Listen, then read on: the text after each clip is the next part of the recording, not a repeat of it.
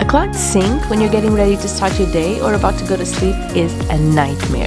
You turn the water off and the puddle of water just stays there, and immediately you think, crap, I have to take care of this now.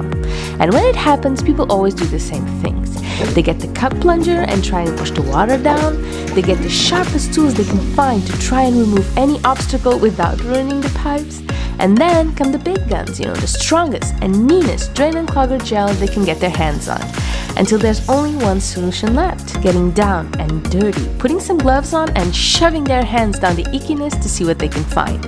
Well, professionals who've been doing it for decades now know there's a way to save all that time and money and get straight to the easiest way you will ever find to unclog your drain. Baking soda is truly a magical ingredient. Sprinkle the drain with some baking soda and leave it to sit for about 5 minutes. Then get some hot water, the hotter the better, and pour it down the drain. Now this works even better if you add some vinegar to it, but if you don't have any, it will still work. No more clogged drains in sight.